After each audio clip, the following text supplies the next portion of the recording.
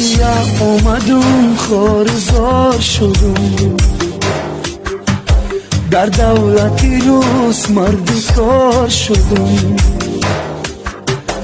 ای میلی سوو دلاش بزار شدم با هر خس و خاری وطنم زار شدم صدقه وطنم کی مانندی بیشتر عذابای غریبی ما را کشتر خانه خونک نکن پاو بالیشتر خون میرویم بالیشتی سرمان خیشتر آجا کجایی بچه‌ای را دور تبینی